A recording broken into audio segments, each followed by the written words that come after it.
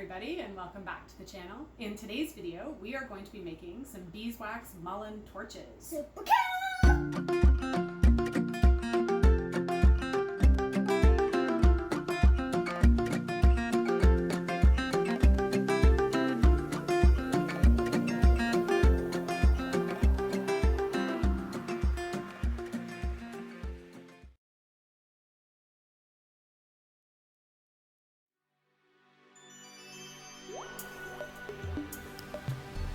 One of the main goals of our Yuletide celebrations and decorations is to bring in a sense of nature into our home, to capture its beauty, color, and energy.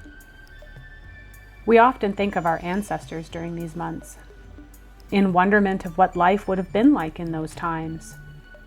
The cold and dark is seen as this uncontrollable force that sweeps in, changing almost all aspects of their lives. We bring in boughs of evergreens, pine cones, symbol of nature such as birds, butterflies, deer, all reminders that the warmth will one day return.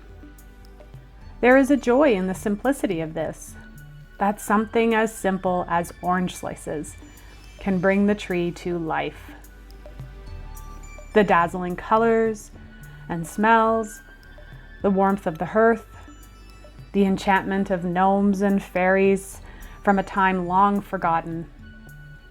They all spark a sense of wonderment and joy that carries us through the long, dark winter.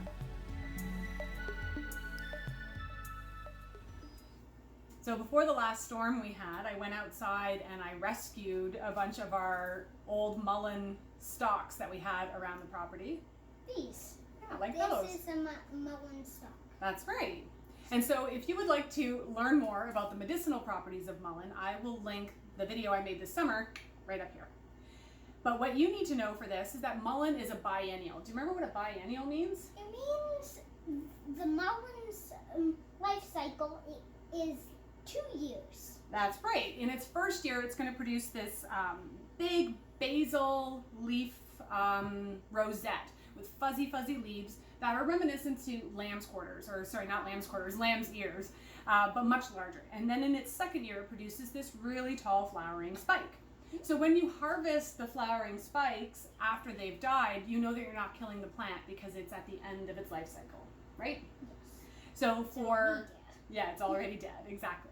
So for this project, you're going to need some dried mullein stalks, and you can keep them really long like we did because we plan on sticking them out in the snow when we light them, or you can cut them shorter if you plan on holding them in your hand. You're also going to need some beeswax or wax of your preference.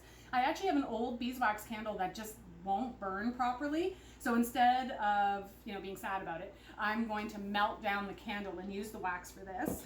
It would be helpful for you to have a double boiler. Beeswax can burn, and so it is helpful. You can also make one at home if you'd like, but be aware that cleaning up beeswax is quite a mess. You're going to need parchment paper, and if you choose, you're going to need some herbs that you can decorate your mullein torches with. So we're going to get to melting down this candle. That's going to take quite a while, I think, right? So maybe you can go outside and help Dad chop some firewood while I melt the beeswax.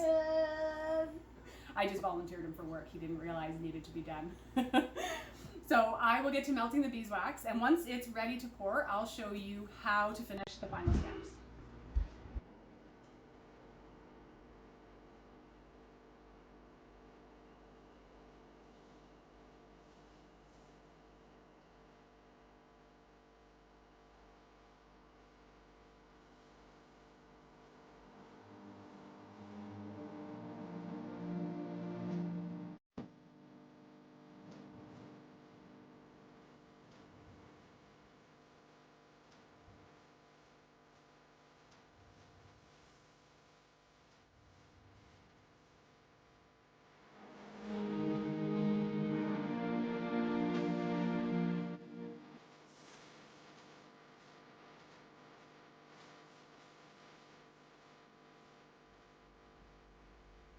So as you can see, it's a pretty messy process, but what's really nice about working with the parchment paper is that you can just peel off all that beeswax that dripped off your stalks and then remelt it either for another project, candles, or if you have many mullein stalks to make, which we do.